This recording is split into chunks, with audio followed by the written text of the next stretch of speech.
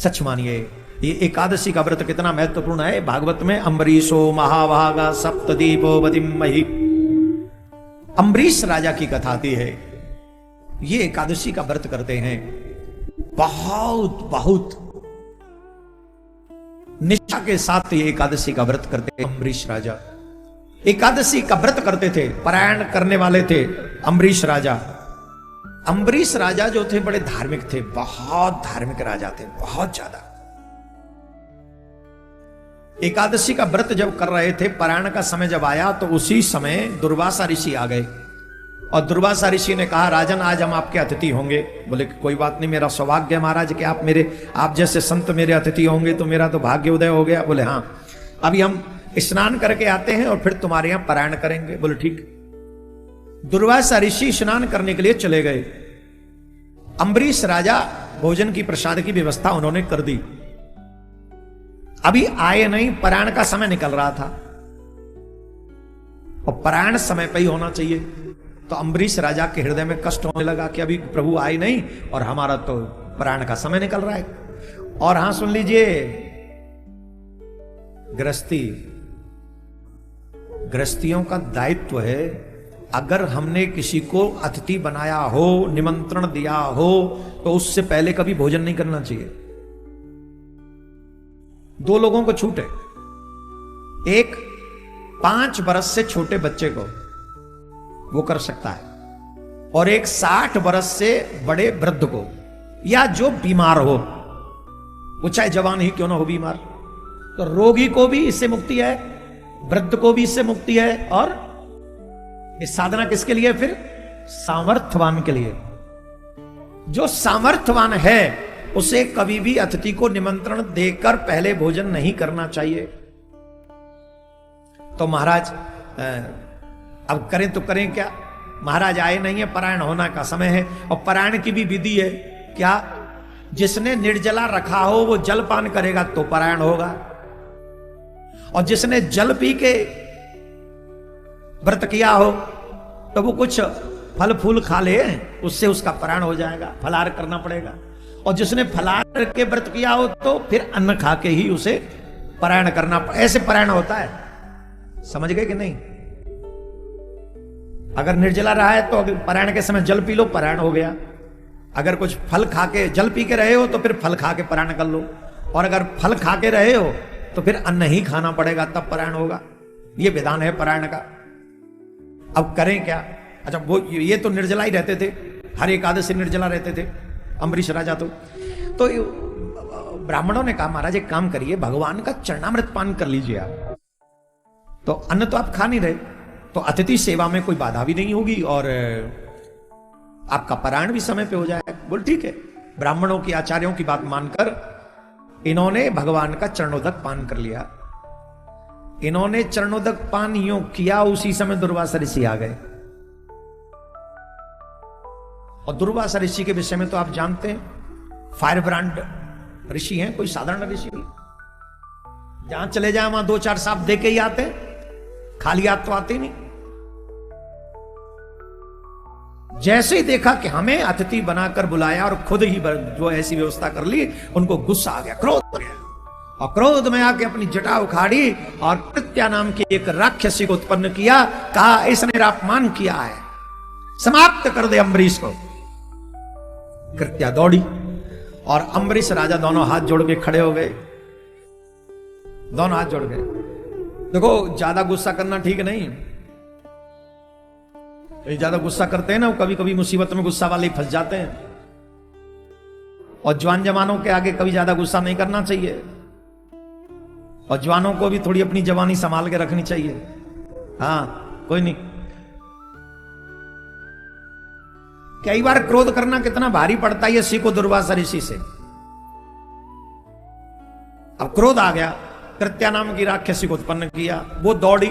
अम्बरीश इतने दयालु थे, दोनों हाथ जोड़ के खड़े हो गए, जबकि कोई अपराध नहीं था, फिर भी दोनों हाथ जोड़ के खड़े हो गए कि हाँ हाँ, मैंने आपसे पहले पारायण कर लिया, मैं अपराधी हूं, मुझे दंड दो। अम्बरीश ने अपनी रक्षा के लिए कोई स्टेप नहीं उठाया। पर एक बात ध्यान रखना, जो भगवान के आश्रित होते हैं उनकी रक्षा भगवान स्वयं करते हैं।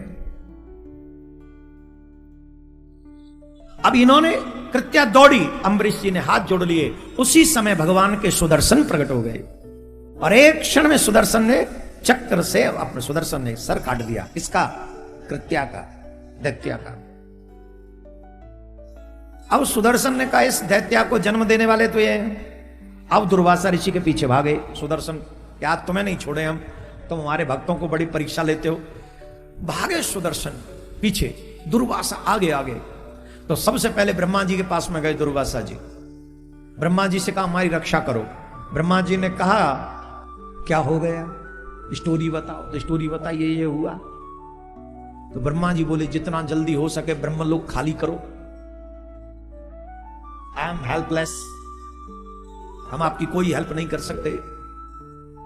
शंकर भगवान के पास में गए, महाराज हेल्प मी। शंकर भगवान बोले देखो हमारा अपराध किया होता तो हम आपसे कुछ कहते, आपको बचा लेते, आपकी सहायता करते, पर आपने जो कार्य किया है वो नारायण भगवान के भक्त का अपराध किया, इसलिए आई एम हेल्पलेस टू, मैं भी हेल्पलेस हूं ब्रह्मा जी की तरह। अच्छा अब क्या करें? नारायण भगवान के पास में गए। नारायण भगवान से कहा यह आपका सुदर्शन मुझे नष्ट कर देना चाहता है। भगवान बोले हम आपकी कोई सहायता नहीं कर सकते। आपने अगर मेरा अपराध किया होता मैं आपके चरण पकड़ लेता, पर आपने मेरा नहीं। ये प्रसंग सभी भगवान के भक्तों को सुनना चाहिए जो कहते मेरा कोई नहीं है, मेरा कोई नहीं है, मेरा कोई नहीं है। अगर तुम्हें कोई चाहिए तो भगवान से क्या संबंध तुम्हारा, और अगर भगवान से संबंध है तो फिर किसी और से लेना देना क्या है? जब तुम भगवान से प्रेम करते हो तो चाहे दुनिया तुम्हें गाली दे, कुछ भी बोले, उसकी परवाह मत करना। बस एक चीज का ध्यान रखना, बोले क्या? मेरा ठाकुर जी तो मुझसे प्यार करता है ना, मेरे लिए वही महत्वपूर्ण है। आप विश्वास मानिए, धर्मो रक्षति रक्षिता। आप जब धर्म के पथ पे चलेंगे मेरा कृष्ण आपका बाह पकड़ के रखेगा। भगवान श्री कृष्ण कहते हैं महात्मा जी अगर आपने मेरा अपराध किया होता तो मैं स्वयं आपके चरण पकड़ लेता, परंतु आपने मेरा अपराध नहीं, मेरे भक्त का अपराध किया है।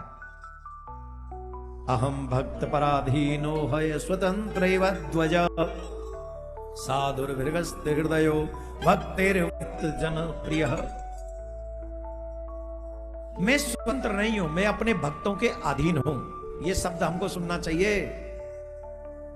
ये शब्द हमको समझना चाहिए। जो कहते हैं हम भगवान को नहीं मानते, अरे मूर्खो मान लो, फायदे में रहोगे। जो भगवान को नहीं मानते वो मूर्खता करते,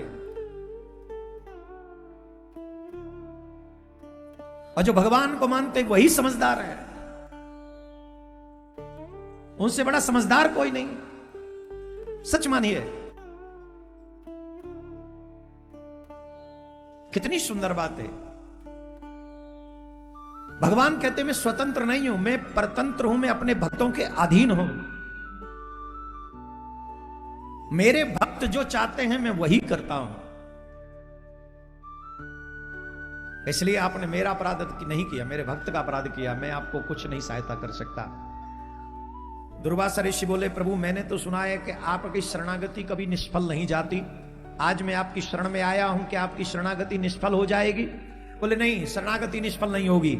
आप मेरे पास आए, मैं आपकी सहायता नहीं कर सकता, पर जो आप सहायता कर सकता है उसके पास मैं भेज सकता हूं। बोले कहां? बोले जहां से ये अपराध हुआ है वहीं चले जाओ। दुर्वासा ऋषि से कहा आप अम्बरीश राजा के पास जाओ, वही बचा सकता है इस समय पृथ्वी पे आपको, और कोई नहीं बचा सकता। बार बार हम आपसे कहते हैं 3 लोगों का अपराध कभी मत करिए, साधु, भक्त और ब्राह्मण। जिन ब्राह्मणों के आगे भगवान भी कहते हैं विप्र प्रसादात धरणी धरोहम, विप्र प्रसादात कमलाबरोहम, विप्र प्रसादात अजिता जितोहम, विप्र प्रसादात मम नाम रामम। ब्राह्मणों के आशीर्वाद से मैंने लक्ष्मी जी का वर्ण किया। ब्राह्मणों के आशीर्वाद से मैं इस पृथ्वी को धारण करता हूं, ब्राह्मणों के प्रसाद से ही मैं अजित हूं, मुझे कोई जीत नहीं सकता, और ब्राह्मणों के ही प्रसाद से मेरा नाम राम है, ऐसा तो भगवान कहते हैं। तो फिर हम किस बात का अभिमान करें, हम क्यों उनका अपमान करें?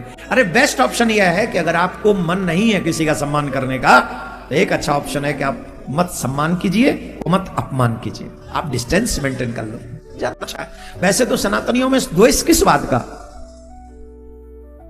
क्यों जातियों में बंटना है, क्यों भागदौड़ करनी है? अरे सनातन अपने अपने धर्म का पालन करो, सनातन को आगे बढ़ाने का प्रयास करो। बटोगे तो और ये सच है, धर्म से बड़ी कोई जाति नहीं होती, धर्म ही सर्वोपरि है, धर्मो रक्षति रक्षिता। तो कहा महाराज आपने मेरा अपराध नहीं किया है, आपने मेरे भक्त का अपराध किया है। तब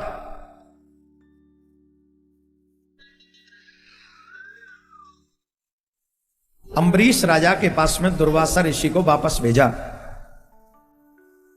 अम्बरीश राजा द्वार पर ही खड़े थे, दुर्वासा ऋषि दौड़े दौड़े आए और अम्बरीश राजा के चरण पकड़ने लगे, राजा बचा ले, राजा बचा ले, राजा बचा ले। अब देखो यहां पर फर्क देखो, धर्म यह कहता है संत के चरण छुए क्षत्रिय राजा, राइट? लेकिन भगवान ने राजा का साथ दिया, संत का नहीं। अम्बरीश कौन है? क्षत्रिय, लेकिन साथ दे रहे हैं भगवान क्षत्रिय का, साधु का नहीं। अब यहां रीजन क्या है? रीजन सिंपल सा है, अपराध साधु ने किया है। और अगर वो राजा भी होते तो भी भगवान साधु के साथ खड़े हो जाते। अगर वो सिर्फ राजा ही होते तो खड़े हो जाते, लेकिन वो राजा ही नहीं है, वो पूर्ण समर्पित भक्त है। और जब वो पूर्ण समर्पित भक्त है तो यहां जाति गौण हो जाएगी। जो कोई भक्त होगा फिर उसकी जाति महत्वपूर्ण नहीं होगी, चाहे वो सबरी हो चाहे वो रैदास। सबरी भी होगी तो भी पूजनिया है, राम झूठे बेर खा लेंगे। रैदास भी होंगे तो संतों की सभा में उच्च स्थान पाएंगे, अगर भक्त हैं तो कहा कोई बात नहीं। संत ने जाके जब चरण पकड़ने लगे, तो अरे महाराज क्या अपराध कर रहे हो, उल्टी गंगा बहा रहे हो महाराज, हम तो नरक में चले जाएंगे। अरे नहीं राजा तू ऐसे मत बोल भैया, तेरा महत्व तो समझ गए हम, तेरी बड़ी प्रभुता है, तेरी भक्ति बड़ी पहुंची हुई भक्ति है, हम अब आज समझ में आई है। अरे राजा बचा लेना, तो ये सुदर्शन चक्र हमें अभी नष्ट कर देगा। तब भगवान ने कहा, अम्बरीश राजा ने कहा, कितनी सुंदर बात कही, ध्यान से सुनो। अम्बरीश राजा ने कहा कि अगर मैंने एक क्षण भी भगवान की भक्ति सच्चे मन से की हो, एक क्षण भी, तो दुर्वासा ऋषि अभी संकट से मुक्त हो जाएं। हे सुदर्शन आप शांत हो जाओ। जो सुदर्शन ब्रह्मलोक में शांत नहीं हुआ, जो सुदर्शन कैलाश पे शांत नहीं हुआ, जो सुदर्शन क्षीर सागर में शांत नहीं हुआ, वो सुदर्शन अम्बरीश राजा की छोटी सी प्रार्थना पे शांत हो गया।